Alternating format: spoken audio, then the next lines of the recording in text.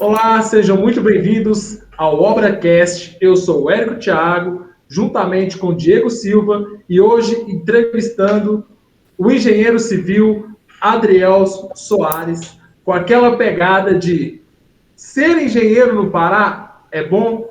Fica à vontade, Adrielson, é um prazer imenso ter você aqui juntamente hoje no ObrasCast. Fica à vontade, a casa é sua.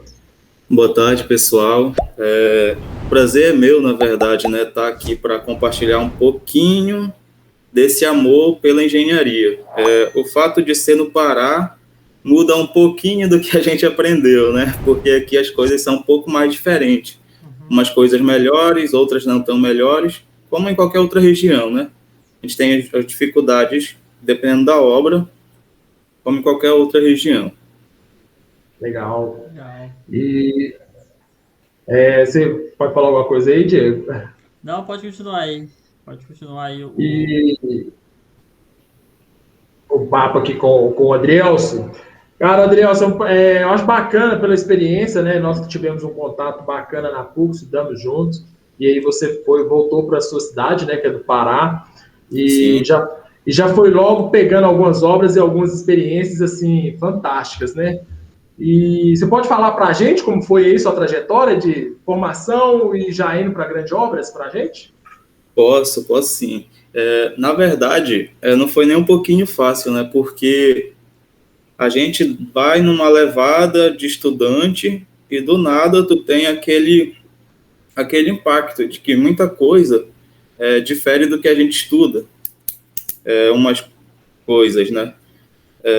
Eu separei algumas imagens aqui para mostrar da primeira obra, que foi logo a que eu formei e fui. Quando eu formei, eu não entrei na obra como engenheiro, porque eu não tinha o CREA. Eu tinha acabado de formar, passado 2 dias, e graças a Deus tinha sido contratado. Só que a empresa não podia me contratar como engenheiro porque eu não tinha CREA. Uau, que isso! Então, eu fui como auxiliar administrativo, mas já na pegada de engenheiro, né? Já assumindo as responsabilidades da engenharia ali como engenheiro. Sim.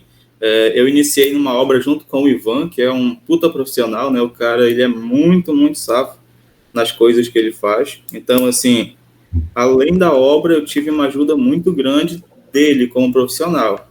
Ele me ajudou bastante. Porque a engenharia a gente nunca sabe tudo, né? Como a vida, a gente nunca sabe tudo. Mas o Ivan, ele que me deu esse passo, assim, para poder pegar. Logo no início da obra foi um pouco difícil também, porque eu tenho cara de muito novo. E o pessoal na obra, eles já são mais antigos de obra. Então, quando você chega na obra, uma pessoa com cara de menino, para poder interagir com os trabalhadores que têm muito mais anos de estrada, no início é um pouco complicado, né? Então, você já não pode chegar ali de carrão de cena. Você tem que ir dando a volta, contornando e mostrando que você entende um pouco mais daquilo, né? Que eu digo que na obra todo mundo é muito inteligente, só que todo mundo tem um conhecimento em alguma parte a mais que o outro. Como eu falei, eu vou mostrar algumas imagens aqui. Essa resistência, Adriel, você demorou muito rapidinho, assim, você conquistou ali como se diz ali, a confiança do pessoal, como é que foi isso aí lá? Bom, é engraçado que Tem algum caso, né, em cima disso aí? Os pedreiros, serventes, foi mais tranquilo. A maior dificuldade foram com os encarregados, porque o encarregado ele já tinha um jeito de fazer aquilo, pegava e fazia. E eu cheguei para dizer, não, dá para fazer de um outro jeito, dá para fazer melhor. Mas o encarregado ele já era muito velho, ele devia ter uns beirando 50 e pouco já. Então ele sempre fez aquilo daquele jeito. Então para ele pedir para a equipe fazer de um jeito diferente foi muito difícil. Então teve um pouco esse impasse no início, mas depois foi tranquilo. Quebrar a cultura, né? Demorou um pouco. Foi essa uma das maiores resistências que você teve, né? Demora um pouco, né? Assim como para a gente usar novas tecnologias na construção civil também demora, eu entendi que foi mais ou menos nessa pegada, assim. Mas aí, depois que eles fazem a primeira vez, aí vê que foi mais fácil o trabalho, eles não vão fazer do jeito antigo, que é mais difícil, né? Eles percebem isso, né? A primeira obra que eu cheguei, fiquei uma semana na empresa, planejamento da obra, e logo em seguida fui mandado para a obra junto com o Ivan. E a obra era uma extensão de uma outra obra que eu havia estagiado quando era estudante. A primeira obra, ela era a construção de uma usina de extração de óleo de palma, do óleo bruto.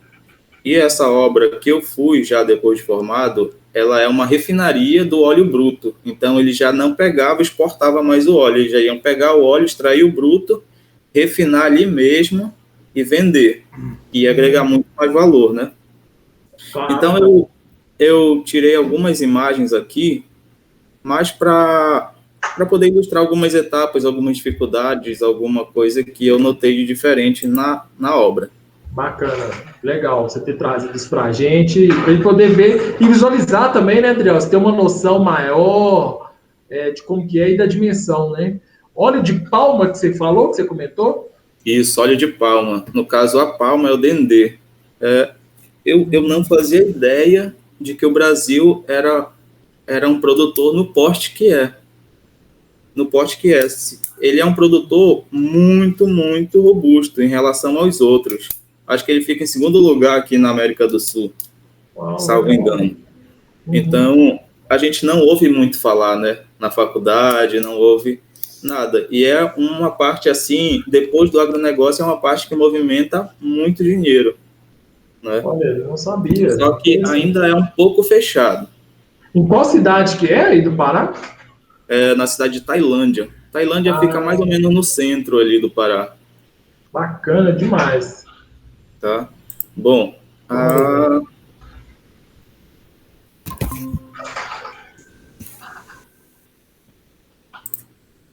a primeira imagem é a parte da terraplanagem.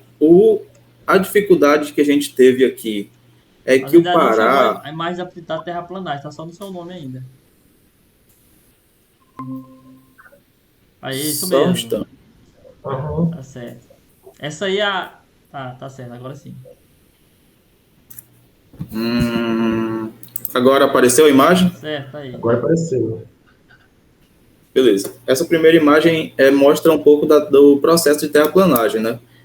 Foi uma obra um pouco complicada porque já tinha uma indústria lá e é uma indústria de tráfego pesado, de transporte pesado.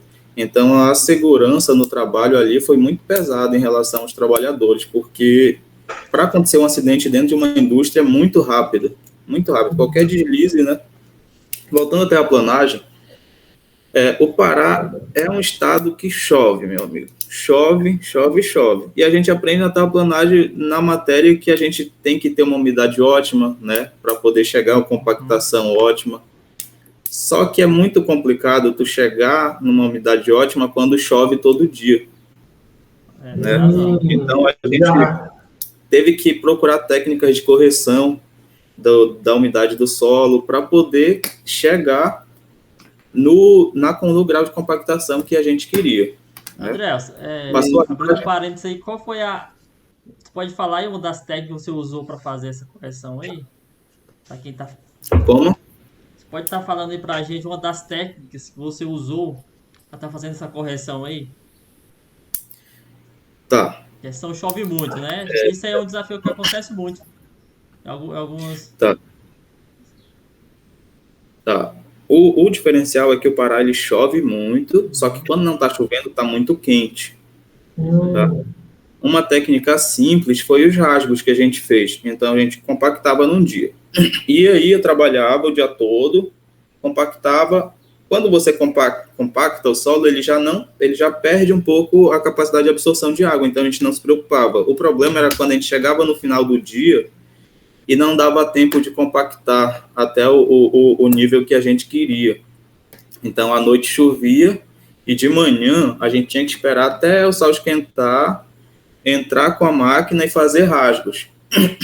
Fazia rasgos no solo todo e esperava outra metade do dia para secar. Nossa, isso aí no cronograma, hein? De atraso lá? Isso aí no cronograma foi um problema.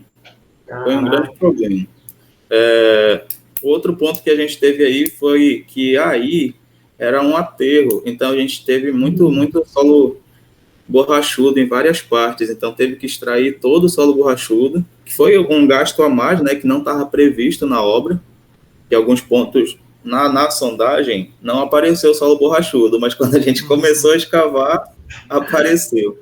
Sempre assim, né? Vem aquelas surpresas, né? Então foi um ponto muito negativo isso aí. Que trabalho. Quando a gente mistura um solo mais pedregulhoso, no solo que já estava, ele perde um pouco de umidade. Então, isso ajudou também na correção da umidade do solo. Legal. Bom, bacana. Passou para a próxima imagem? Não, passou não. Tá na mesma ainda. Passou não, tá na mesma. Agora passou. Eu vou deixar assim mesmo, porque se eu for passando no outro, né? A parte importante da obra que a gente não levava com tanta importância, por exemplo, nas aulas, é a parte da topografia. Eu estou vendo uma estação total ali, né? É uma estação total. Então, a gente chama o topógrafo quando vai iniciar, faz a terraplanagem, chama o topógrafo de novo, escava, chama o topógrafo. Eu sei que a gente assim, tem que ter uma boa amizade com o topógrafo, porque ele sempre vai ter que estar voltando na obra. Essa parte foi engraçada porque o topógrafo, quando ele vai a campo, ele marca avante e o rumo, né, que é para poder se guiar. Mas aí os trabalhadores eles não sabiam disso. Então o topógrafo fazia avante o rumo, quando ele ia lá, daqui a 2 semanas já tinha quebrado, alguém já tinha arrancado. Então, a marcação dele já tinha pro saco já. Tinha aquela briga com os trabalhadores. O topógrafo ficava chateado. Ficava puto, literalmente, né, Adriano? Você ficava puto. Lá aos fundos a gente vê onde é o reservatório do óleo bruto, né? Onde já estava sendo construído. Depois da estação total é a construção do canteiro de obra, onde vai ficar a carpintaria, a parte de ferragem, que é onde vão construir as armações e as formas, né? Quando você chegou lá, já tinha esses tanques, já tinha esses tanques ao fundo já tinha. Ô, André, essa obra aí, qual a fase que ela está hoje? Ela já finalizou. Quando eu saí, ela finalizou. Sim, ela já está em processo desde o início do ano. Uau, que bacana. Sim, você finalizou e inaugurou. Na verdade, ela está em processo desde o meio de 2020. Ah, certo. Legal. Ela já está em processo desde o meio de 2020 já. Eu já estou há 2 anos formado. Que bacana, Passou a imagem? Ah, sim. Tá passou. Legal. Bom, a gente chama o topógrafo, ele vai, loca tudo e a gente faz as demarcações para escavar. Essa imagem ela é a escavação da base de uns tanques, onde vão armazenar o óleo já refinado, né?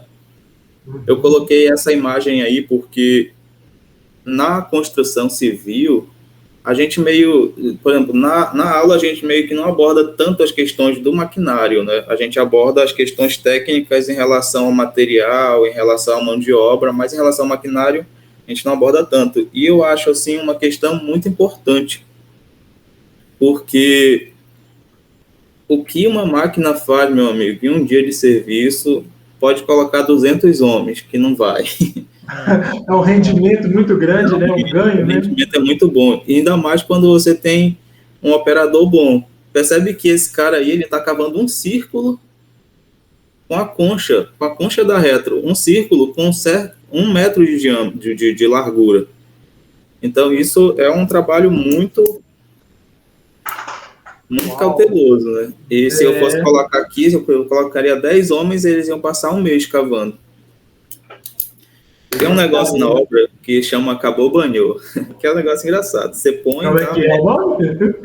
Acabou, banhou. Acabou, banhou? Tem uma engenheira que fala que quando a gente dá o acabou, banhou, tem que levar em consideração o coeficiente VB. que é o trabalhador virar bicho. Porque os caras põem para acabar, que é para poder ir embora. Então, acabou o banho, eles acabaram aquela tarefa, eles podem ir embora. Então, sexta-feira na obra é ideal para a obra andar. Porque sexta-feira o povo gosta de enrolar, né? É apertado sexta-feira. Acabou, eu gostei dessa daí. Eu não tinha ouvido falar, não. Essa é boa. Bom, aqui é aquele mesmo tanque que a gente estava vendo. A armação dele é em forma de T, de cabeça para baixo. Aqui, na segunda imagem, a parte de baixo do T já está concretada e a gente está montando as formas. Eu achei interessante pôr essas imagens, porque a gente aprende que forma é de madeira, né?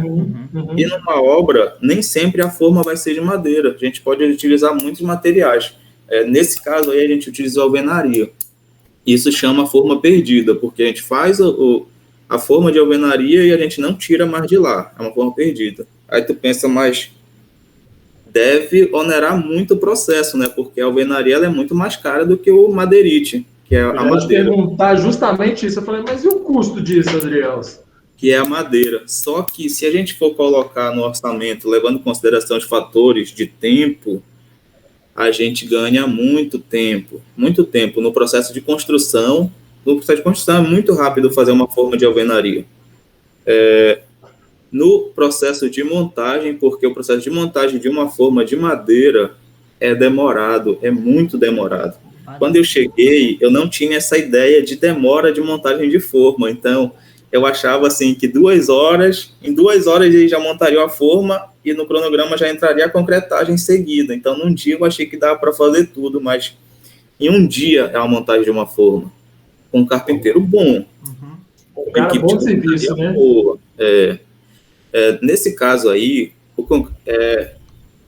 você vê que tem a parede de dentro que vai ser de alvenaria, a parede de fora que vai ser de madeira. A outra questão que a gente usou para optar pela parede de alvenaria perdida é que quando você concreta, o concreto ele expande. Então percebe que ele vai expandir para dentro e para fora. Só que quando ele expande para fora, ele expulsa a forma de madeira. Mas quando ele expande para dentro, ele vai comprimir a forma de madeira. Então a gente não consegue tirar. Então, de qualquer forma, a gente ia perder o material que estava lá dentro. Então, de um jeito ou de outro, o que tivesse interno, você já perderia. De um jeito ou de outro, a gente ia perder. Isso é uma técnica para essa, tipo, em função do formato lá dessa construção, dessa estrutura? Porque ela circular. Porque se fosse retão aqui, a gente meteria madeira dos dois lados e não perderia, né? Mas como é circular, é mais complicado. Então, isso aí foi assim, foi um negócio muito incrível que eu achei, sabe? Uau, legal. Isso aqui, como eu voltei a falar no início, ninguém sabe o suficiente para não aprender. Isso aqui foi um servente que deu a ideia. Porque ele já tinha visto em uma outra obra que ele tinha trabalhado, ele viu que deu certo, e ele falou assim, Adrielson, por que a gente não faz desse jeito? Uma troca de experiência, então, né? E como eu falo assim, não existe quem sabe menos numa obra, né? Eu ficava até chateado se o cara não fosse dar a opinião dele. Quando eu fazia alguma coisa, eu chamava todo mundo, explicava o que eu ia fazer e pedia opinião, né? Será que vai dar certo? Alguém já fez desse jeito? Como é que dá para melhorar? A gente se ajudava. Tanto é que terminou essa obra, os meninos, eles geralmente não seguem para a mesma obra que a gente vai, né? Uns vão para outra obra, outros saem. Mas assim, virou uma amizade. Legal, muito bacana. Chegou nesse ponto aqui, ó. Chamou o topógrafo de novo. Olha o topógrafo lá. Então, o topógrafo, ele tem que estar sempre na obra, tem que estar. Porque se der alguma coisa de errado, a culpa é do topógrafo. E a gente se sente mais seguro com o topógrafo, né, Adriel? Qualquer coisa que você tiver em dúvida, você vai no topógrafo, verifica isso para mim, olha isso aqui. É um excelente companheiro, né? Igual você falou, na universidade ou na academia, isso não é abordado dessa maneira, né? A gente tem a matéria lá, a disciplina, mas assim, não é com essa ênfase toda, né? Que o topógrafo acompanha o tempo inteiro, né? Eles não dão a devida importância que tem o topógrafo numa obra. A gente não consegue fazer uma obra desse tamanho se não tiver um topógrafo. Consegue, mas aí depois vem a estrutura metálica e nada vai encaixar com nada. Nada bate, né? Nada casa. Nada bate. Aí, meu amigo, problema, porque... Aí vem o problema em cima do engenheiro, né? Quem foi o responsável técnico aqui? Ou quem foi o engenheiro? Aí que vem o problema em cima do engenheiro. E se a gente tá falando responsável técnico, seria educado, né? Quem foi o filho de uma boa mãe que fez esse trem aqui? O cara não viu isso? Desse jeito. O dono dessa obra aí, ele era bem rigoroso, assim, então ele sempre estava em cima, cobrando, tentando entender. O dono da obra, da empresa que eu trabalho, não, o dono da obra, eu digo, do empreendimento, né? Ele é engenheiro também, só que ele é engenheiro químico, mas aí, na cabeça dele, ele entende tudo de obra, de tudo. Sempre é assim, né? Então, já teve uma certa dificuldade. Mas o cara é muito inteligente, a gente não pode negar isso. Contribuiu, né? Tá. Essa parte aqui foi uma parte, assim, muito importante, porque é o que a gente estudou passo a passo ali, a gente aprendeu a calcular, aprendeu a dimensionar tudo, só que no campo acontecem muitas coisas que a gente não consegue calcular. Por exemplo, essa máquina aí é uma perfuratriz. Ela faz estaca de hélice contínua. Então, ela escava, na medida que ela vem tirando a broca, o concreto já vai bombeando por essa mangueira que vai lá por cima. Tá? A gente tinha um determinado tempo para cumprir com essas estacas, então em 2 semanas a gente deveria ter terminado o serviço. Acabou que se estendeu por 4 semanas esse serviço. Uau. Então fugiu muito do cronograma, foi 2 semanas a mais, se eu não me engano. Dobrou aí o prazo estipulado? Dobrou. Uma é que a máquina deu um problema numa bomba de óleo, então a gente, como engenheiro, a gente tem que ir atrás do mecânico, tem que arrumar, tem que... Ou por quê, né? Ele quer produzir para poder pagar os trabalhadores ali. Então, a gente tem que dar jeito em tudo.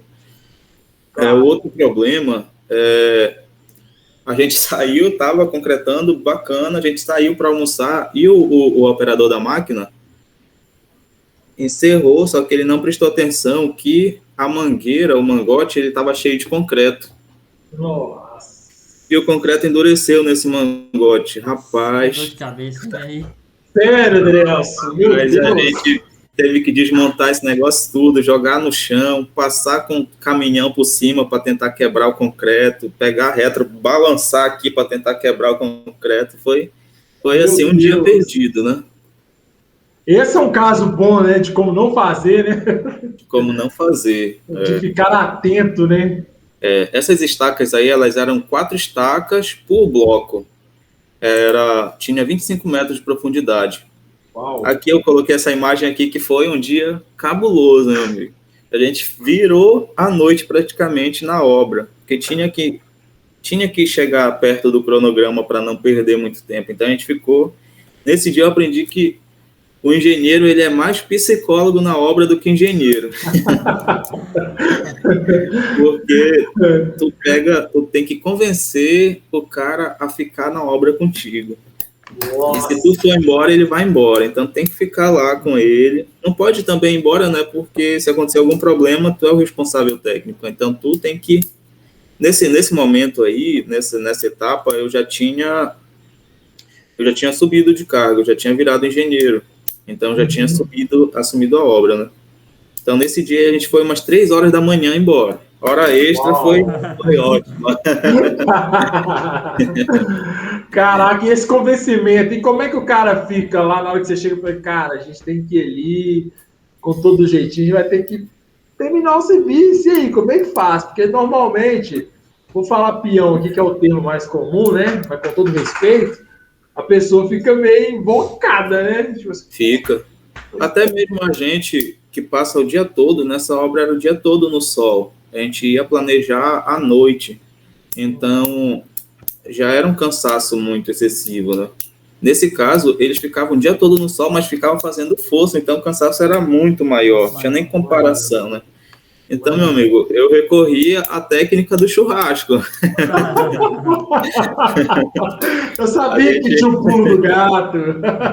A gente fica hoje aqui, no sábado a gente faz um churrasco, eu dou a carne, a cerveja, aí o povo anima de novo, né? É uma moeda de troca, né? Você fica aí, depois te dá um entretenimento, a gente faz um churrasco. Tem que ter, né? Aí tem que chorar pro dono da empresa o churrasco para ele pagar. Muito bacana. E à noite aí, Adriel, isso aí, a temperatura, no caso, é igual você falou, de dia tinha um sol bem escaldante e de noite, temperatura não baixa. Cair, não baixa. Não baixa. Continua 28, 29, 30. Uau! Não baixa. Aqui na região que eu tô, que é Xinguara, eu acho que baixa bem mais à noite do que aí em Tailândia. E hoje você está a quantos quilômetros de distância de uma cidade para outra? Não, aqui onde eu tô tem cidades bem próximas. Tem Eldorado dos Carajás, tem Redenção, tem cidades bem próximas, né? Só que daqui onde eu tô para Belém, aí é longe. É mais fácil ir daqui para Tocantins ou para Maranhão do que ir para Belém. Então muita gente daqui vai para Tocantins em vez de ir para Belém. E em termos de recursos, igual vocês tiveram um problema na obra aí, como é que vocês faziam? Porque na cidade em si, você tinha todos os recursos, igual mecânico com facilidade. Nesse caso aí, Érico, Tailândia, ela é uma cidade, não é tão grande, só que ela é como se fosse uma cidade industrial. Então, tudo que tu procurava de mecânico, de eletricista, de montador, tudo tu conseguia encontrar em Tailândia. Porque a história da cidade é a seguinte, a cidade foi desenvolvendo em função das madeireiras, né? Só que foi acabando a madeira e teve também a lei do arco de fogo, que foi fechando as serrarias, e aí eles foram tendendo a migrar para essa parte da palma. E aí lá se instalou grandes indústrias, que foi a Belém Bioenergia, Tauá Palma, Palma para Palma, alguma coisa assim. Então lá tem muitas indústrias, então a cidade toda se voltou para poder atender essas indústrias. Olha, que legal, que bacana. Tiveram que mudar um negócio que era antes lucrativo, migraram para outro, mas acabou trazendo desenvolvimento industrial, igual você comentou. Grande parte da população de Tailândia, eu acredito que trabalha no processo da palma. Muito legal. Muito legal. Então, problemas de recursos, vocês tinham mais menos, né? Ainda bem, né? Menos traumático. No caso dos recursos, sim. Tem algumas tecnologias na construção que a gente ainda tem um pouco de dificuldade de encontrar. Não só lá em Tailândia, mas aqui no norte a gente tem algumas dificuldades. Então, tem que mandar buscar em São Paulo. Então, o planejamento já tem que envolver esse processo de ter que mandar a carreta para São Paulo, tem que demorar o tempo para produzir, para poder voltar, para chegar. Então, por exemplo, na parte de estrutura metálica, a gente usou steel deck, que é a laje mista, né? Não usa forma, utiliza telha, concreto. Só que steel deck, a gente tem que fazer os stud bolts para poder ir fixando eles na estrutura metálica para o concreto poder aderir com a estrutura. Só que isso a gente só encontra em São Paulo, então aí foi uma dificuldade enorme que a gente teve. Então a gente teve que fazer algum ajuste técnico para poder se encaixar a realidade da região, né? Mas isso a gente vai falar um pouquinho para frente. Boa. Passou a imagem? Sim. Passou. A parte de controle tecnológico do concreto foi muito importante, porque são estruturas que vão receber cargas enormes. Então, se a gente não tiver o controle tecnológico, igual na faculdade, também era uma outra coisa que a gente não dava tanta importância, né, para os laboratórios. A gente ia e tal, via o professor fazendo, mas na prática mesmo, a gente imaginou que nem sempre ia ter que fazer, né, mas na prática realmente a gente tem que fazer, tem que se respaldar, porque tu faz o controle, faz o corpo de prova, manda para o laboratório e tu fica com laudo. Se um dia vier a romper a estrutura, você tem o laudo, então a estrutura não vem a romper por conta da resistência do concreto, aí vai ter que estudar outros fatores, né? Você tem ali a garantia, né? Certificação que tá. Isso. Qual era a resistência desse concreto aí que você adotou aí? Você sabe? A maior parte dos concretos que a gente adotou nessa obra foi de 30 MPa. No caso das estacas, o concreto tem a resistência um pouco menor, né? Porque ele não suporta a compressão, ele vai pela resistência lateral, que é o que vai suportar o peso. Nas estacas a gente consegue fazer com 20 a 25 MPa, mas bloco de coroamento, piso, viga, o vigamento todo, o baldrame, tudo é 30 MPa. Certo. Então, tem ali uma margem de chegar até 28 MPa, é uma resistência aceitável, mas abaixo disso, não. A gente tem uma dificuldade, porque a gente aprende a fazer o concreto com brita. Brita, areia, cimento. Isso.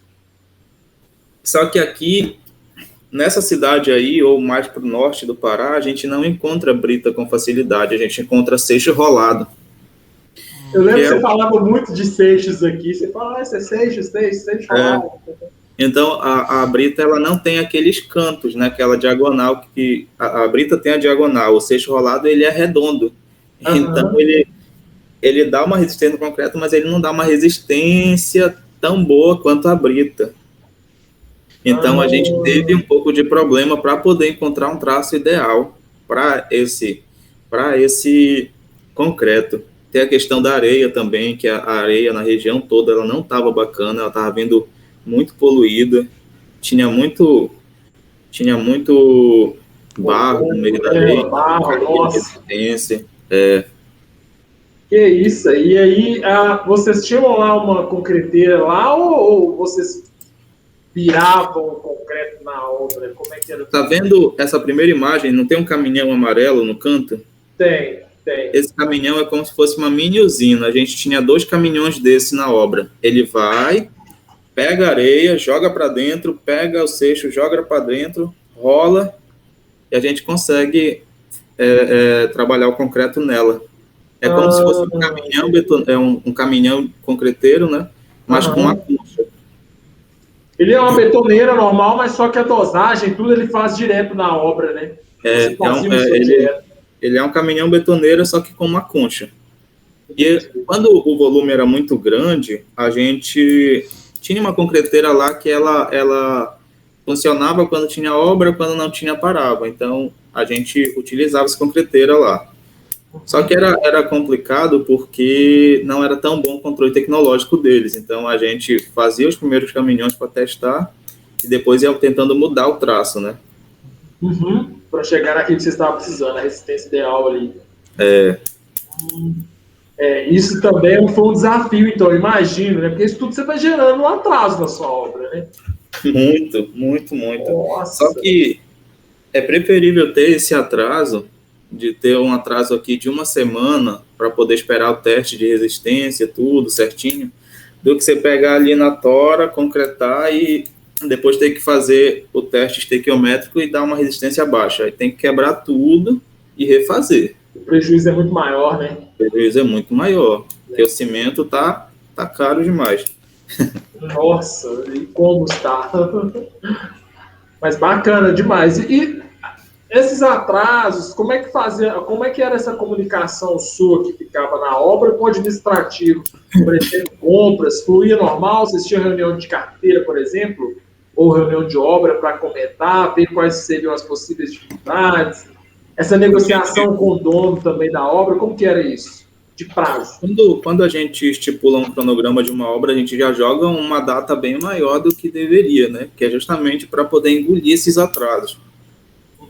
Só que, mesmo com essa data bem à frente, acontecem os atrasos. Nesse caso aí aconteceram alguns atrasos. Então, a gente conseguia fazer isso durante a semana, registrar esses atrasos, porque no relatório de obra diário, mandava e a gente se reunia por chamada de vídeo mesmo para tentar decidir uma forma. Ou a gente pegava o pessoal, fazia hora extra, trabalhava 1 a 2 horas a mais por dia, ou pegava uma equipe, a melhor equipe de serviço e trazia no sábado e no domingo, que era para poder adiantar isso, né? Agora, com a parte de compra, a gente nunca teve tanto problema, não, porque geralmente o material chegava bem antes do que ia ser executado. Então, nunca teve esse problema assim de atrasar e ter problema com o material. Não teve. Legal. Que bom, né? Que bom, porque geralmente a gente vê em obras aí que quem está em campo está do jeito que enxerga que é a realidade, né? Porque uma coisa é teoria, outra coisa é prática. É muito diferente, né? E a gente vê alguns relatos aí, ouço alguns relatos de pessoas falando justamente dessa questão, dessa comunicação, que às vezes é um pouco deficiente ou nem existe muitas das vezes.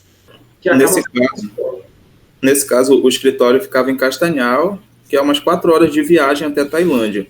Só que a gente usava um sistema chamado Cienge, que eu acho que vocês já devem ter ouvido falar, o Cienge. A gente fazia os pedidos a cada 15 dias. Então, chegava o dia 1º, eu tinha que fazer o pedido para 15 dias de obra.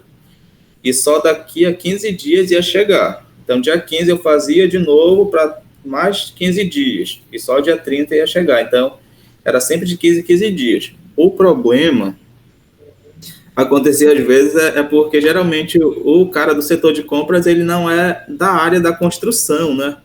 Então a gente pedia algum insumo e poderia ter vindo um outro, por exemplo. Tu pedia um T de PVC, vinha uma curva. Ou vinha um T com diâmetro maior. Nossa, aí que eram os problemas, né? Mas aí a gente conseguia corrigir, né? O bom é que o Adrielso é calmo, né, Adrielso? Nem estressava, né, Adrielso? Você era tranquilo, né? Às vezes só que eu estressava, mas nem sempre.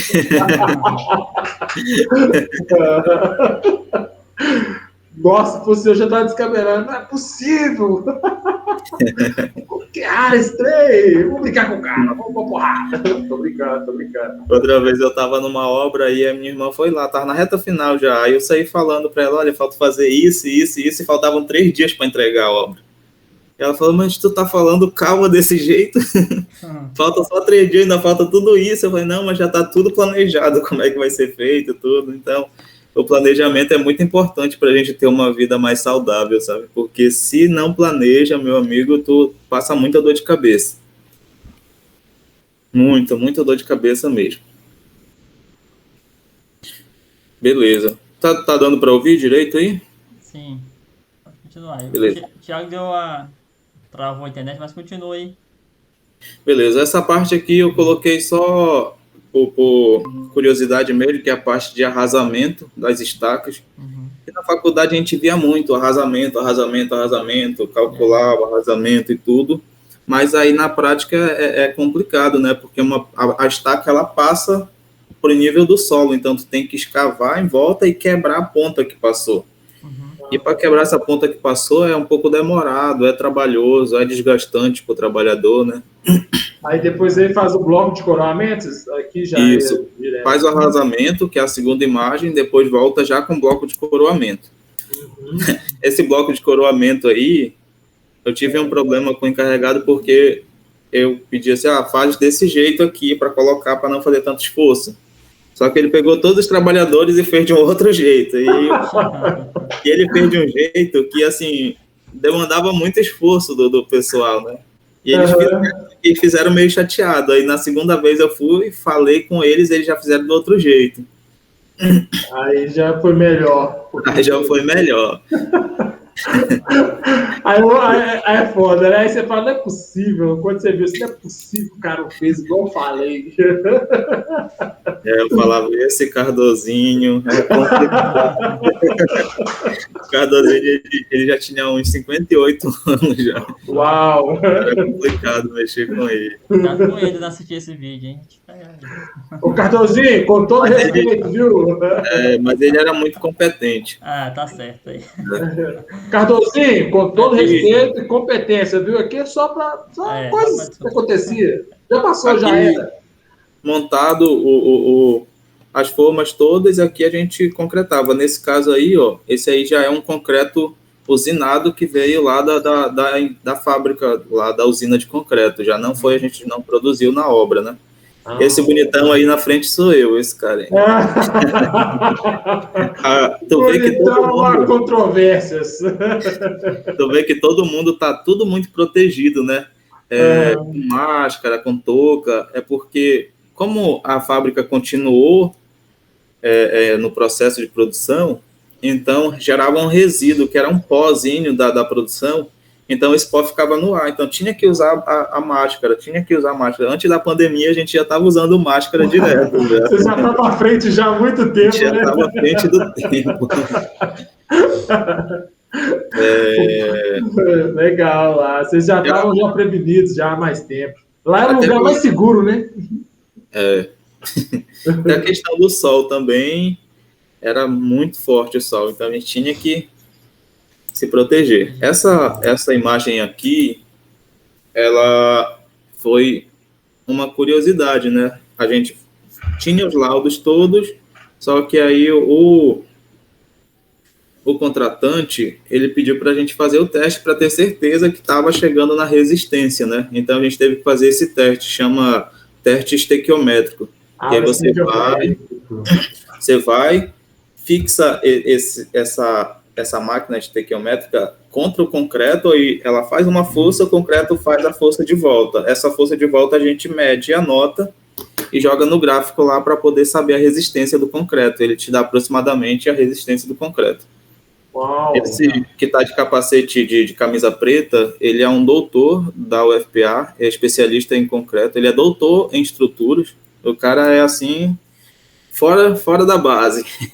E foi ele que fez, bacana, hein? Teve acompanhamento lá. Porque vocês fizeram uma parceria com a UFPA ou ele mesmo foi de uma empresa, alguma coisa assim?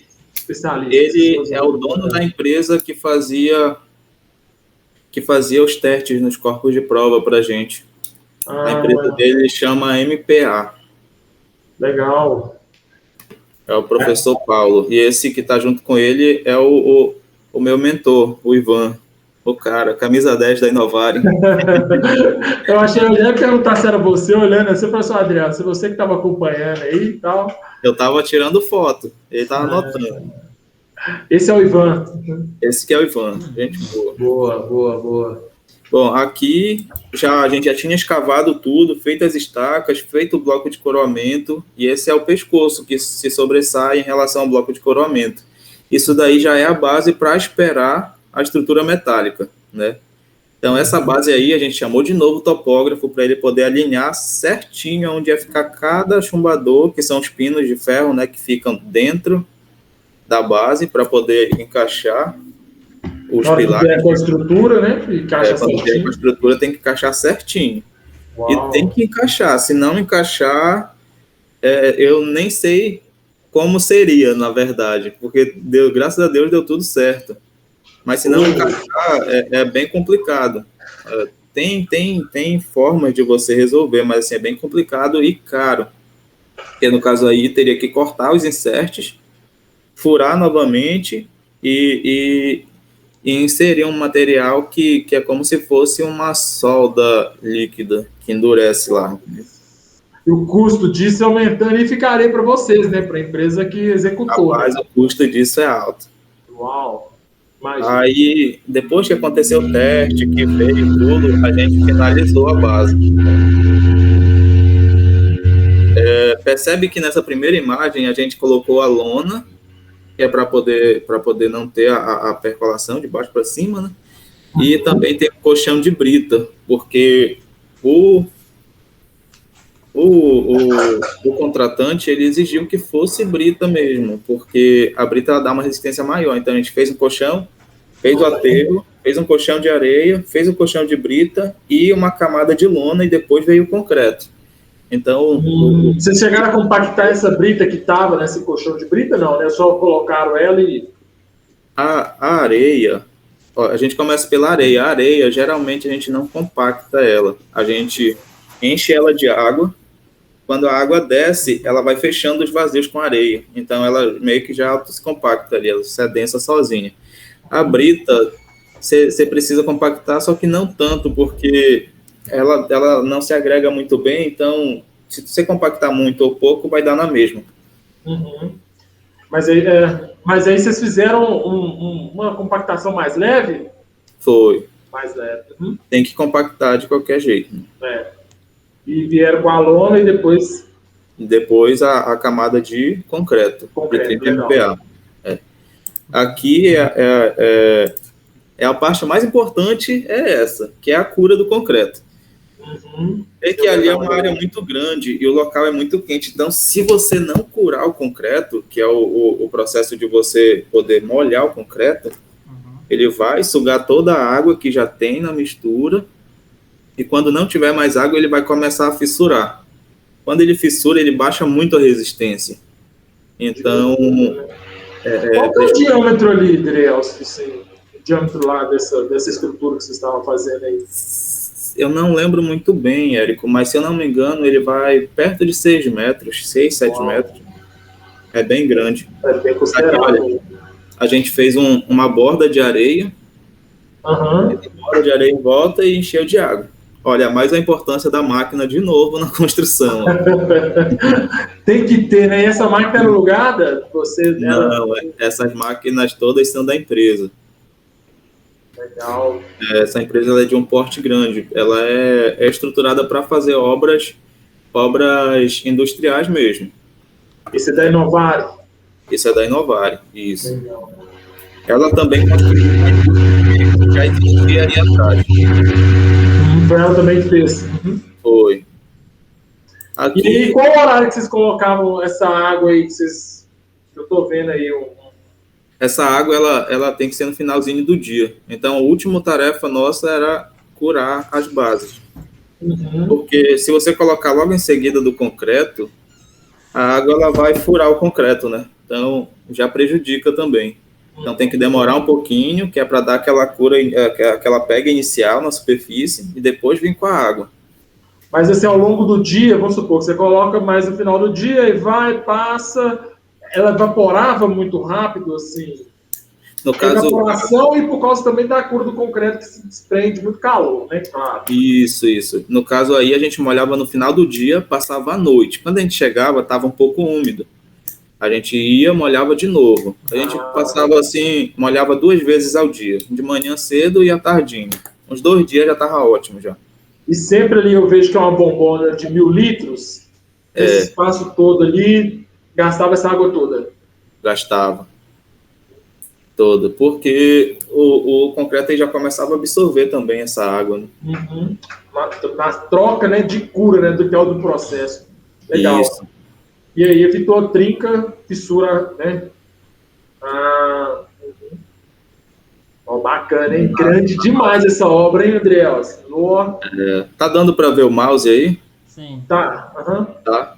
Essa parte aqui, olha, que são dos tanques, eram 6 tanques maiores, depois vinham mais 3 tanques menores. Esses menores aqui, eles tiveram estaca. Ele foi a fundação profunda, o bloco de arrasamento foi um bloco circular, bem grande, bem robusto, porque ele era menor no diâmetro, mas a altura dele era muito maior que os outros. Mais para frente a gente vai ver a altura deles. Né?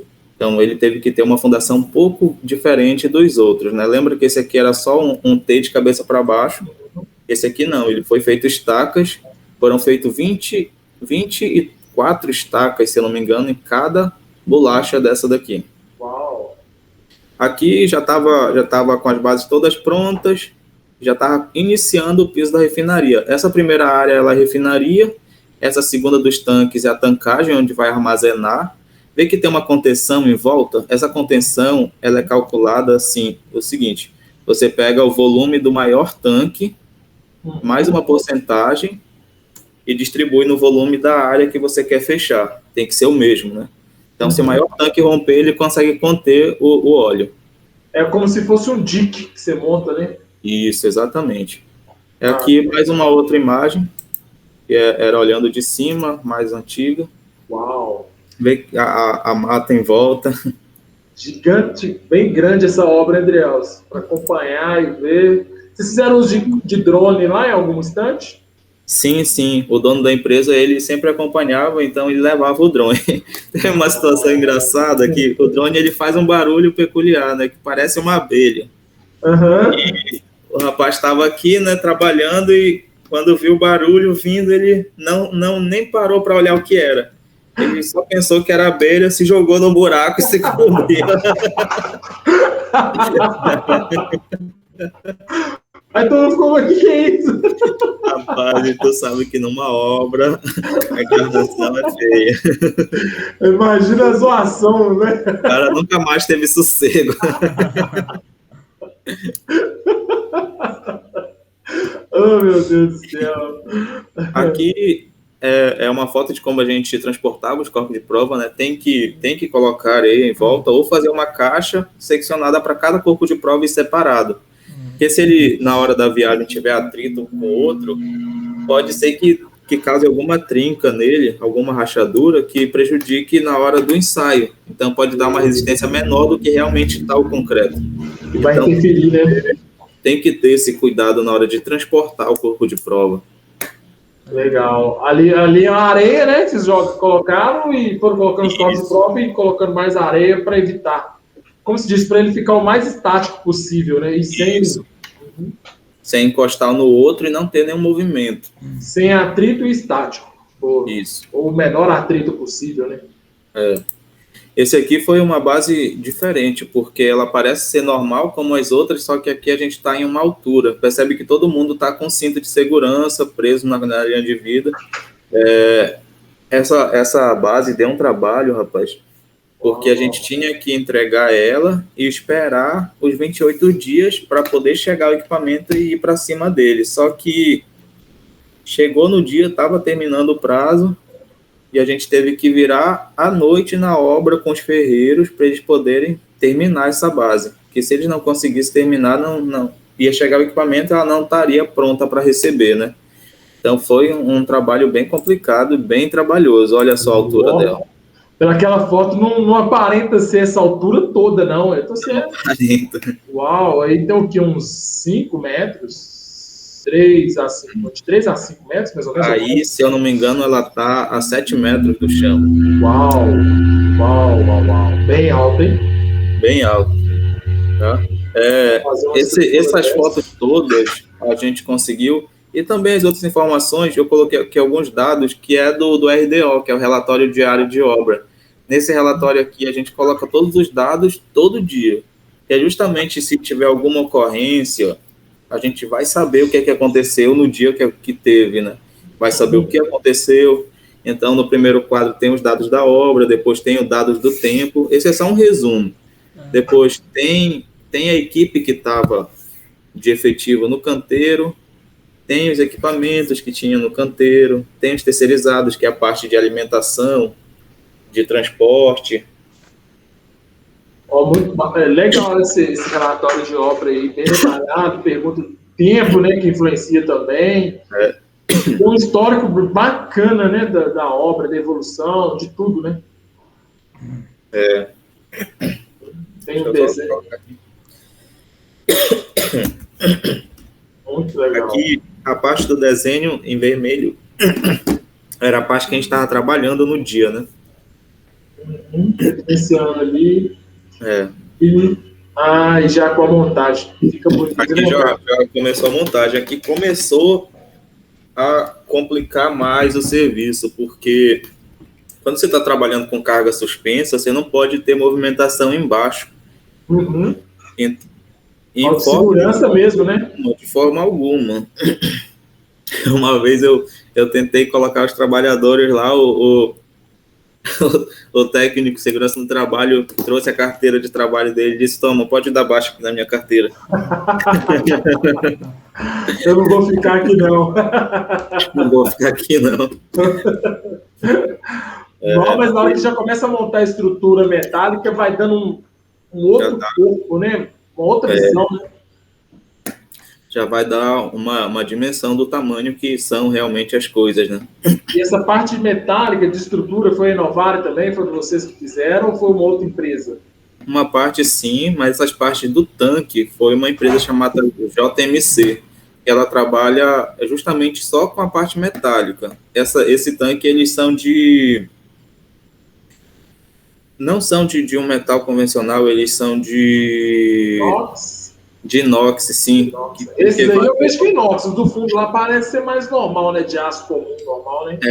É porque os de lá de trás, eles são armazenados óleo bruto, mas à medida que o óleo é refinado, ele tem que ir para o tanque de inox para não ter contaminação nele. Então, não pode ser o tanque normal. Uau! Assim, falar de valores é um pouco complicado, né? Mas você tem ideia de quanto ficou uma refinaria dessa ao todo? O custo dela? Lembra dessa base que eu mostrei aqui? Uhum. Vem um equipamento para aí que chama desodorizador, que é o que vai fazer realmente todo o processo de refinamento do óleo. Esse equipamento, só ele, custam 3 milhões. Uau! Então, para tu ter uma ideia do quanto gasta uma obra dessa deve estar em torno de uns 60 milhões. Uau, eu ia chutar uns 100, cento e poucos, mas é pela grandiosidade dela, né, Adriel? Na verdade, assim, cento e poucos milhões, você fala? Milhões. Porque também 60 só em relação ao material, né? Mas aí a mão de obra também é 50% do valor do material, então vai beirando cento e poucos milhões mesmo. Então é isso mesmo. Não estou tão ruim de cálculo assim, de cabeça, não, tá vendo? De orçamento, não. Essa parte aí é a parte do aterramento, né? Como os tanques são muito altos, então, e aqui no Pará não tem tanto relevo, então tem que aterrar os tanques, né? Porque se der um raio ali, vai puxar para o tanque e vai jogar para a terra. Isso. Isso é um detalhe interessante, né? Porque esses tanques têm que ter um aterramento, né? Tem que ter o aterramento. E esse aterramento, os pontos de ligação, eles são exotérmicos. Ele é como se fosse uma caixa de grafite, aí você põe lá o cobre, põe a pólvora, fecha essa caixa de grafite, coloca os cabos cruzados, queima, aí ela derrete derrete o cobre e já derrete junto com o fio. Então já solda o fio. Entendi o processo dele. Não? E só em um ponto ou em outros pontos todos ali? Cada tanque vai ter um ponto de aterramento, né? E na parte da refinaria vão ter vários pontos de aterramento. Em cada equipamento, em alguns equipamentos vão ter, e também nos pilares, né? Nos pilares metálicos vão ter. Também tem, né? Ponto de aterramento, sim. E nessa montagem aí, olha, aí ficou bonito, hein? Não, pode passar, que aí não acho que você ficar. Pode. Bom, aqui já estava mais avançado, né? Ver que eles já tinham começado a montar os pilares. Os pilares E sobre essa parte de estrutura metálica, que vem a laje de deck, que é uma laje mais difícil. Voltando aqui, só um detalhe, que essa forma, ela também vem de São Paulo. A gente não conseguiu encontrar essa forma aqui. Foi de fora do estado aí, teve que vir de São Paulo. De fora de São Paulo, de fora do estado também. Já vai dando uma outra visão, né Adriel? Aí eu gosto de ver assim. Aí eu já acho bonito, já vendo a estrutura, já vendo ali os pilares, já dando um formato mesmo, né? De uma fábrica, de uma refinaria, do que for. Aí. Aqui já dá uma paz já. Aqui já dá uma paz já, quando você olha aqui, já passou tanta coisa, já tá ótimo já desse jeito. E boa pergunta, quanto tempo se passou até chegar nisso aí? Em termos assim... Bom, aqui foram 17 semanas, não, aqui foram 23 semanas, se eu não me engano. Foram 5, quase 6 meses. Quase 6 meses já. Eu passei uns 9 a 10 meses nessa obra. Uau! E talvez você vai explicar na frente aí, mas uma dúvida, né? Porque eu estou vendo essas imagens. eles faziam o teste de estanqueidade, né? Sim, sim.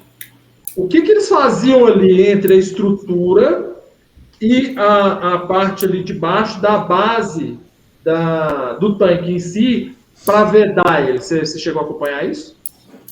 Por dentro do tanque? Por dentro do tanque. Era tudo solda MIG. Tudo na solda MIG. Soldava tudo. Porque o fundo do tanque não vai ficar direto sobre a estrutura de...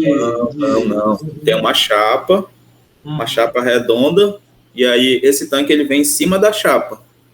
Sim, entendi. Aí você vem fazendo a solda, o cordão de solda por dentro e... Por dentro, por dentro e por fora. Entendi. Boa. E depois mais o teste de estanqueidade. Mais o teste de tanqueidade, só que essa parte já fica com a JMC, que foi o que montou os tanques, né? Os tanques, né? Uhum. Nessa parte aí, tem a caixa de saída, que é dessa parte da contenção, mas não tem necessidade de fazer teste de tanqueidade nessa área, porque é muito grande, e também tem que ter uma extravasora, né? Tem que ter estanqueidade, não tem que ser estanque. Não tem que ser. Não. Essa parte da contenção, né? Essa contenção foi aquela que você falou, né? Que você pega a maior capacidade, o maior tanque, né? Mais um coeficiente, e aí você dimensiona aí a altura do muro. A altura do muro. Então, esse muro ele consegue conter, por exemplo, um vazamento aí repentino de um tanque desse aí, fica tudo aí nessa barragem, vamos dizer assim, né? Fica, só que no canto de cada contenção dessa, tem uma caixa de passagem. Então, essa caixa de passagem, ela tem um papel de caso rompa um tanque desse, ela vai recolher esse óleo e vai ter uma bomba lá dentro para bombear para o caminhão de novo, para seguir. Entendi. Legal. Ela não vai ficar só ali. Depois você tem recursos e meios para poder retirar, né, o que for ficar ali, bombear e retornar para o caminhão para retirada. Legal. Isso é obra de engenharia, hein? Isso é bacana, hein? Isso é bacana. Isso é engenharia. Aqui já com os tanques praticamente prontos, aqui a gente já estava puxando o piso da última sessão. Já que aí ia entrar só 2 tanques e esqueci o nome, rapaz. A gente usava tanto termo em inglês, porque o óleo de palma, ele começou a ter uma produção grande na Malásia. Então, a maioria dos equipamentos, dos termos da construção, eles são da Malásia. Então, muitos termos que a gente usava na obra não eram termos brasileiros. Porque o know-how veio de lá. Isso, exatamente. Quando você termina a obra, vem uma equipe de malasianos para poder avaliar. Para ver se está tudo conforme. Uhum. Isso. Muito legal. Aqui é só a parte de... Rapaz, eu acho que a gente vai ter que fazer um vídeo 2 para explicar as outras obras. Beleza, a gente faz. Segue isso aí. Muito bacana. Então vem com 1 hora de vídeo aí. Então depois a gente marca para as outras. Passou rápido, vai. Uau, mas é muito bacana essa vivência aí. Aqui foi parte da estrutura metálica, da montagem, né? Tem que ter atenção quando monta o andaime para poder trabalhar com estrutura metálica, tem que ter esse assoalho para poder não ter acidente com ferramenta caindo, com alguma coisa assim do tipo. Segurança, né? Em volta todo do prédio da refinaria, a gente fez um meio-fio. Eu coloquei essa imagem aqui porque não foi um meio-fio convencional, foi um meio-fio que a gente usou uma máquina extrusora. Essa máquina alaranjada, ela é uma máquina extrusora, então o concreto ele sai, é um concreto como se fosse um concreto magro, que é com pouca água. Então o concreto ele sai meio seco, e a máquina extrusora ela vai empurrando o concreto e vai andando para frente, e no final dela já vai saindo meio fio. Vai moldando meio fio e sarjeta, né? Ali. Exatamente, meio fio e a sarjeta junto. Olhando pela foto, parece que vai ter que fazer uma terraplanagem ali para tirar um pouco do solo ali, ou não? Já está no mesmo nível? Não, vai ter que tirar sim, para poder rebaixar. É porque a gente deixa mais alto, porque geralmente a gente tem problema com nível, né? Então é melhor ter a mais do que ter a menos. Porque a menos tu vai ter que tu vai ter que contratar a caçamba, contratar não, tem que trazer o maquinário de volta para poder elevar o nível. Mas se tiver o nível maior, é só trazer uma retroescavadeira mesmo, ela desbasta. E rapidinho, né? E rapidinho isso, né? E rapidinho. Boa. Legal essa daí também. Muito bacana. Eu gosto já dessa parte, assim, quando já tá vendo a estrutura, aquele trem todo. Por isso que eu não gosto muito de solos. Eu acho que é por isso, que solos a gente... Tu faz uma obra grande, mas ninguém olha, porque lá para baixo, lá pro fundo. Você fala assim, eu quero saber, eu quero ver o negócio, a superestrutura, né? O que tá ali na infraestrutura interna. Eu não quero saber disso, não. Mas é a parte mais importante, né? Aqui, rapaz, a gente já tava sexta-feira do pagamento. Nossa. Tava todo mundo no ônibus já para ir embora, chegou uma carreta de cimento. Eu matava. E o cimento vem de longe, então tu não podia deixar para esperar para descarregar na segunda-feira. Então, foi o serviço mais difícil não foi nem descarregar, foi convencer o pessoal a descer do ônibus na amizade para poder descarregar essa carreta aí. Foi complicado. Foi mais um churrasco, né, Adriel? Foi mais um churrasco. Só que eu tinha uma relação muito boa com o pessoal, sabe? Muito boa mesmo, que a gente virou até amigo depois quando eu vou em Tailândia para fazer algum outro projeto, eu sempre vou na casa deles para bater papo e tudo. Né? Aí, para você ver que tá tão assim, que tem gente aqui que é até encarregado que tá descarregando a carreta. Todo mundo tava lá não, descarregando? Tava todo mundo. Aí. Eu coloquei o Adriel estava onde? Eu descarreguei 2 sacos aí, meu amigo. Os 2 últimos, né? Os 2 primeiros poder dar o pontapé inicial. Descarreguei o primeiro e o último, que é para poder dar motivação pro pessoal. Ele é esperto. Você deu o pontapé inicial e o final, né, Adriel? Aqui eu coloquei uma parte do projeto 3D, que era, na medida que ia andando o projeto 3D, a gente ia avançando também, né, para poder dar o feedback para o dono da empresa, para gerente e também para o contratante. Legal. Eu acho que o uso dessa tecnologia é fantástica, né? Porque a pessoa consegue acompanhar. Tem muitas pessoas que não têm essa visão, e aí a gente tem que fazer o nosso marketing, que facilita demais um desenho, um 3D, porque é um desenho real, e a pessoa consegue acompanhar com muito mais facilidade. O relatório de obra é fundamental, tudo é fundamental, mas você ter um desenho em 3D em tempo real, de avanço de obra, não tem comparação, né, Adrielson? E Diego? Não tem comparação. Outro dia eu tô em um outro ramo agora, mas só um exemplo disso é que eu mostrei o projeto para a senhora lá da casa, ela ficou assim, né, vai ficar bacana e tudo, só que eu mostrei a planta. E aí, depois eu mostrei o 3D, ela falou, meu Deus, mas é assim que vai ficar? Vai ficar muito bonito esse negócio. Então, tem uma visão assim, porque a gente estuda, a gente passa 5 anos aprendendo a ter essa visão, né? Mas a pessoa que passou 5 anos tendo uma visão de direito, uma visão de economia, ela não vai ter a mesma visão que a gente. Então, essa parte do 3D, do BIM, abre essa visão em qualquer pessoa. Muda completamente, né? E fica legal. E vocês fizeram o uso, eu tenho certeza que ajudou demais, né, para vocês. Demais. Até hoje, a menina que foi minha fiscal me pede os desenhos 3D para ela apresentar lá.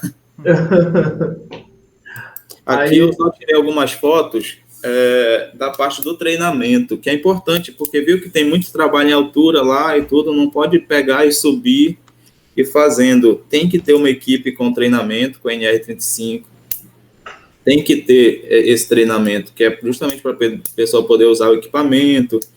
Nesse treinamento é importante até para a pessoa descobrir se ela tem medo de altura, se não tem, né? Uhum. O treinador falou que a gente tem que ter medo, porque não é normal não ter medo. É verdade. Mas quando fala de segurança, é porque o medo te faz tomar mais precauções, né? Te faz tomar mais cuidado. E mais cuidado, né? O cara que é corajoso, que não tem medo de nada, destemido, esse é o problemático. Porque ele não pensa para agir, não pensa para fazer. E acidente, igual você falou, trabalho em altura, cara, perigosíssimo, assim como trabalhos em áreas confinadas, né? Espaços confinados. Mas que bom que vocês têm. Vejo que a Inovar é assim, super organizada, super comprometida aí com a segurança, né? E entrega de serviço com qualidade, mas com segurança, que é fundamental também, né?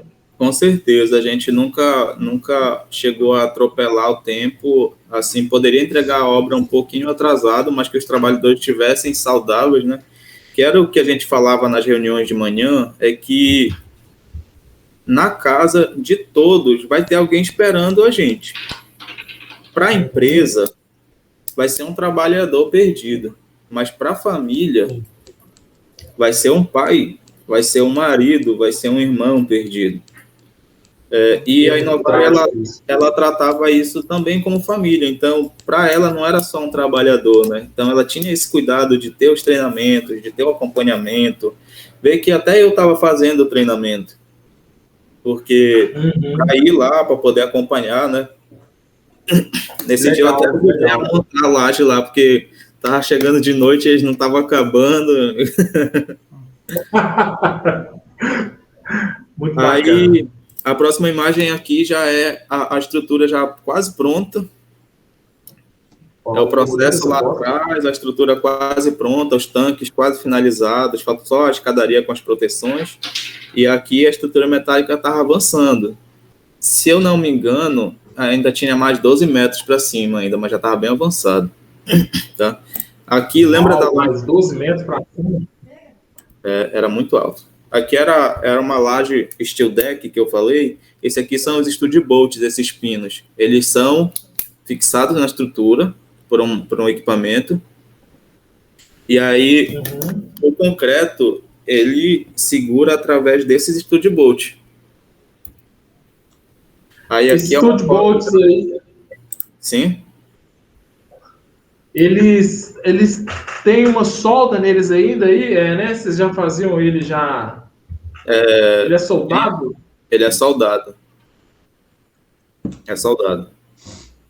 Aqui, na próxima imagem, já tem a laje concretada já. Legal. Já estava finalizado tudo. Aqui mais uma imagem. Essa imagem aqui dá muita paz, né? Quando tu olha, já está quase tudo pronto, já fica feliz já. Eu gosto de ver, sim.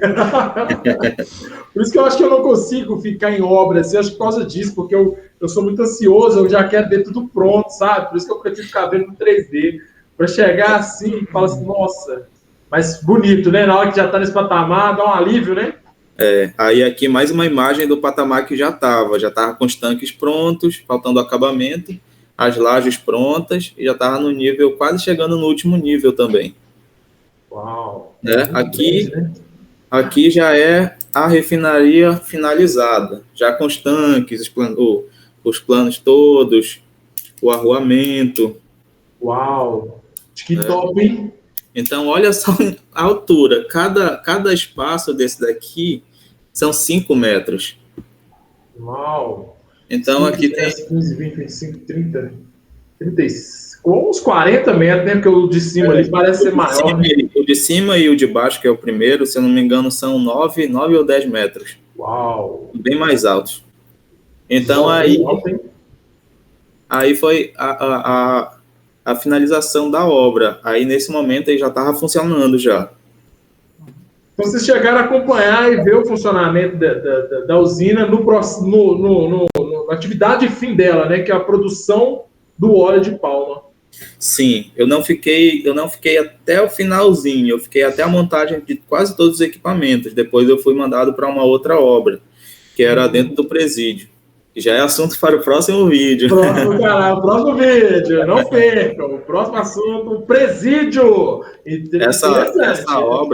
Essa obra aqui, ela foi assim muito trabalhosa, mas quando tu olha assim, né, dá uma felicidade de ver o negócio. A nossa profissão, eu acho assim incrível, porque tu chega num lugar, não tem nada, e tu sai e tu deixa um negócio desse, ó. Eu, como engenheiro, eu gosto de estar na parte do projeto, na parte da administração, da gestão, e gosto de ver assim, ó, pronto assim. Na obra é só visitar mesmo, ver como é que tá, mas eu acho que é gratificante demais quando, igual você está mostrando. Todo dia ali, ver acabando. Essas duas últimas imagens aqui, não é da mesma refinaria, mas é na mesma indústria. Ela foi um serviço que a gente pegou por fora, que era para fazer a base e a instalação de um silo de armazenamento de nozes. Isso tudo em volta são nozes que não eram aproveitadas, então elas eram jogadas fora. Então esse silo ele vai captar todas essas nozes antes que era jogada fora, vai ficar armazenado. Aqui a gente usou estaca-hélice também, só que já não com a perfuratriz, a gente já usou só a hélice mesmo. Só a hélice encaixado na escavadeira hidráulica. E aqui foi a estrutura. E aqui a estrutura finalizada. Uau! Essas nozes aí que o pessoal jogava aí deve ter atrapalhado bastante vocês ali para fazer as operações, né?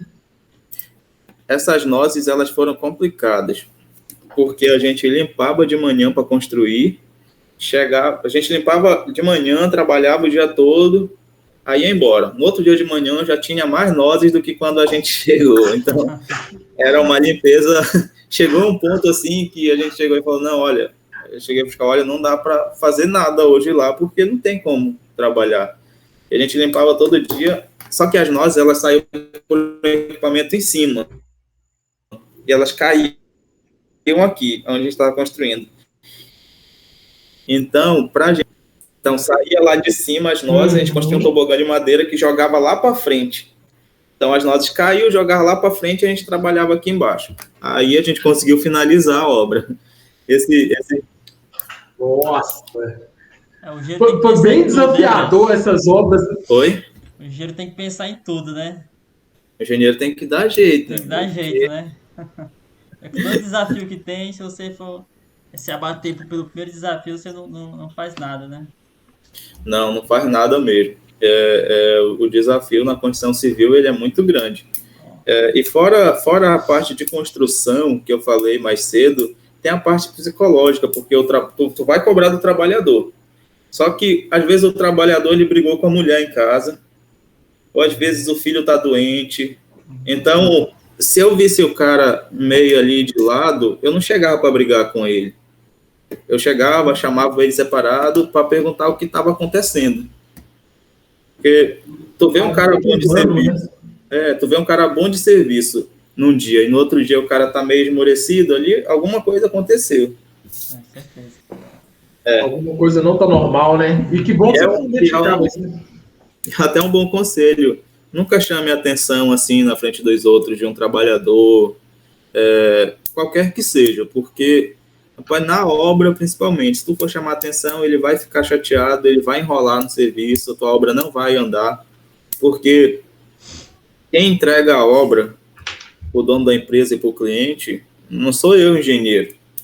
São os trabalhadores que estão ali botando pressão todo dia. Então, se eles não são teus parceiros, meu amigo, esquece que eles vão fazer de tudo para não dar certo. Mas tu vira aqui, eles estão trabalhando, tu vira de costa, eles estão enrolando, então tu tem que ser amigo para eles se sentirem assim, que de modo, de certa forma, eles fazem parte daquilo, né? Eles vão parar, teve uma outra obra que eu queria falar, mas também já vai dar muito tempo, que é a construção da frente da cidade. Então, o cara que trabalhou ali, daqui a 20 anos ele vai passar ali, ele vai dizer, olha filho, isso aqui foi o papai que fez, ó. Eu ajudei, eu contribuí aqui, né? Contribuí. Aí tem uns que deram uma ideia, eles falam assim, olha, isso aqui eu vou até dizer que foi minha ideia. Mas eu acho que isso tudo faz parte, né? E a gente vê pouco isso, que é a gestão de pessoas dentro da engenharia. A gente aprende pouco disso, né? Que eu acho que deveria de ser mais explorado nas academias, de uma forma geral. Eu acho que a engenharia de produção ela está mais voltada para essa parte administrativa e parte de gestão de pessoas. Mas a engenharia civil, por ser uma área muito técnica, não se tem essa preocupação humana. Por mais que tenha lá algumas disciplinas que eles falam que seja humanística, mas está distante dessa realidade, igual você está trazendo para a gente, que é fundamental, pessoas. Se elas não estão motivadas, e se elas não, se o Adrielson, igual você está falando lá, se o Adrielson não conquista eles, com certeza você teria uma vida mais difícil, mais árdua, né? Com certeza a gente tem que ser amigo, porque se a gente fala que tem que levar uma relação de trabalho, mas na obra que tu tá todo dia ali, tu tá às vezes mais com os trabalhadores do que com a tua família. Então, como eu falava para eles, então ali na obra a gente é uma família. Se um não tá bem, tem que tentar resolver, tem que tentar correr atrás, tem que ir, porque se um não tá bem, a família sente. Se um faltar, a família sente. Mas é verdade, eu concordo. E assim, bacana demais, viu, Adrielson? Eu tenho certeza que assim, a experiência que você ganhou e está compartilhando com a gente. Sem dúvida, tenho muito a agradecer à empresa que me deu a oportunidade, né, Inovar. Foi uma oportunidade de ouro, porque tu sair da faculdade e tu entrar numa obra grande, meu amigo, tu fica meio perdido. Também tiveram alguns professores que me orientaram na época, professores de solo, professores de estrutura, tudo que eu tinha dúvida, que eu não conseguia sozinho. Porque teve um certo ponto que o Ivan ficou comigo, uns 4 meses, 3, 4 meses, mas a partir desse tempo, ele foi mandado para uma outra obra, então eu tive que tocar sozinho o negócio. Muita responsabilidade, né? E tinha que dar conta, né? Tinha que dar conta. Então, tinha que dar conta.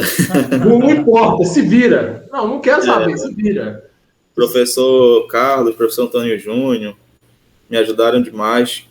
Dúvidas que eu mandava, eles iam, às vezes eles pegavam também, iam pesquisar, a gente ia junto e a gente chegava e entendia do negócio. Eu me recordo. Mas foi muito bom. Agora eu estou fazendo alguns projetos de novo para lá. Talvez eu volte não pela empresa, mas eu estou abrindo a minha empresa própria. Então, legal. Talvez a empresa que eu esteja abrindo agora volte para lá. Eu já fiz alguns projetos. Isso, já fiz alguns projetos um foi um fosso duplo que ele serve para separar a semente do óleo que cai embaixo do processo. E depois eu estou fazendo o projeto da macrodrenagem, da microdrenagem, na verdade, para encaixar na macro de alguns pontos, e também de um lava-jato de carga. Legal também. E tudo pela Inovar, assim, fazendo essa parceria aí. Já tem o nome Já tem o nome da sua futura? Neves, Construções e Projetos. Boa, legal. Neves, Construções e Projetos, legal.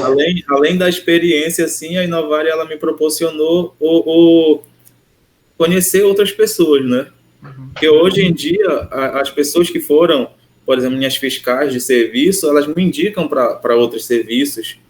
Então, foi ótimo esse leque que a empresa abriu, né? É um network muito grande, né? Isso. Foi um portfólio, né? E sim. Com isso, vem trazendo mais clientes, né? Que é bom, né? A gente sobrevivendo daquilo que a gente formou. A parte da pandemia que trouxe algumas coisas, a maioria das coisas ruins, mas que tem que estar num lugar para fazer tal coisa. Então, isso a gente já é passado. A gente pode fazer a coisa sem estar no lugar. Né? Sim. Eu, Diego, Matheus, agora com você também, que futuramente somos parceiros, né? Porque hoje a gente pode não estar, mas amanhã eu posso precisar do Adrielson do Diego e vice-versa, né? Mas com o Diego mesmo, às vezes eu preciso de alguma coisa, o Diego está no Piauí hoje, ele consegue me ajudar e vice-versa, ou eu daqui consigo ajudar o Diego lá, e é assim, né? Igual você falou, e é isso mesmo. Hoje a gente não precisa ficar mais parado, fixo no lugar. Hoje nós estamos em todos os lugares e trabalhando, até mais, né? Até mais do que estar só num lugar, só numa cidade. A tecnologia hoje, ela foi muito boa com a gente, com a nossa área. A gente consegue fazer coisas assim que a gente não imaginava há 5 anos atrás que poderia ser feito. Hoje em dia, eu apresentei um projeto para uma moça E ela põe o óculos, ela olha, enxerga o projeto como se estivesse dentro da casa. Então, não tem nem como a gente comparar isso com uns anos atrás, né? Não teria como. Não teria como, não tinha tecnologia, não tinha recurso para isso. Né? Por um lado foi ruim, né? Mortes, essas coisas todas, mas por outro desenvolveu algo que estava a passos lentos, bem lentos, né? E com a pandemia teve que se acelerar que essa questão de investimento em tecnologia, mudança de paradigmas e que agrega, né? Na minha visão, melhorou muito. Melhorou demais, né? Mas Sim. eu acho, né, Diego? É isso mesmo, André. Só acredita aí que você tá indo pelo bom caminho, cara. Principalmente que você tá usando essa parte tecnológica como diferencial, né? Tem muitas empresas do mercado aí que não tá conseguindo se adaptar a esse novo normal, essa indústria 4.0. Entendeu? O pessoal tá usando os mesmos métodos de 10, 20 anos atrás. Entendeu? Então você está apresentando o 3D, o Bronze 3D, agora você está apresentando em realidade virtual, realidade aumentada. E isso contribui demais, cara. Então, deixa uma mensagem na mente do cliente, entendeu? Propaga essa informação. Ah, o cara ali faz diferente. Entendeu? Em vez de apresentar só o 2D, só a planta baixa, só aquele papel ali, você apresenta o 3D, você mostra em realidade aumentada, realidade virtual. Então, isso está com certeza aí, só tende a crescer aí. A Neves Engenharia, né? Com certeza. Vamos fazer muitos serviços juntos aí, se Deus quiser. Amém. Adriel, eu quero te agradecer demais a sua participação, a sua disponibilidade por estar participando hoje com a gente aqui. Eu acho que foi muito engrandecedor, muito enriquecedor. Você veio com a sua história, trouxe fotos, mostrou a sua vivência, a sua experiência em obra, em campo, de gestão, e agregou bastante, né? Te agradeço demais pela participação. Vamos pedir para você voltar depois, vamos agendar com você para você contar mais, né? E assim, valeu mesmo, muito obrigado. Eu que agradeço. Você quer falar, Diego? Pode estar, eu vou falar por último, vai falar. Bom, eu que agradeço, assim, eu queria ter visto mais assuntos assim quando eu estava na faculdade, que era para poder abrir mais a nossa cabeça para as coisas, né? Mas que bom que a gente está conseguindo fazer isso hoje para os alunos que estão lá dentro ainda, né? E quem sabe trazer os alunos também, já para eles poderem dar as ideias, para a gente poder fazer essa integração também, né? Claro. Adriano, muito bom, cara. Você está com uma experiência muito boa, cara. Pode estar contribuindo aí. Você falou, o pessoal tá lá na universidade e não tem essa, como é que se diz, um vídeo com tanta experiência assim, né? Para estar proporcionando mais valor para a carreira dele. E muitos professores experientes, né? Mas é a minoria, mas não consegue explicar com a experiência, né? Relação à experiência, né? Com a teoria, igual você fez aqui nesse vídeo. Então, para quem formou, para quem já está na carreira, ou para quem está dentro da faculdade ainda, cara, isso contribui demais. Aí o aluno consegue integrar, né, as disciplinas, né? Ah, essa aqui de estrutura, essa de solo, a hidrologia. Por meio desse vídeo Tem ele que dar consegue. mais importância, né? Por meio desse vídeo ele consegue ver a integração, né? Como é que é feita a integração. Porque na universidade você não vê, né? Você faz uma matéria de estrutura, uma matéria de solo, mas não tem um projeto completo que você utiliza todos, né? De materialista. Nesse vídeo foi muito bom. Agradeço mais uma vez o convite aí. Convite não, você ter aceitado o convite, né? Pra ter vindo aqui. E da próxima vez, a gente tinha planejado, né? Pra você falar de outros cases aí da sua carreira. Mas o tempo tá meio curto hoje, né? Vamos deixar aí para outro momento. Você tá vindo aqui falando de outras experiências aí, tá contribuindo aí. E pra galera que tá aí, né, se inscrever no canal, dar like, pra tá ajudando a gente aí a levar essa informação para mais pessoas que estão precisando. Então, até mais, pessoal. Até mais. Valeu, Adriel, obrigadão.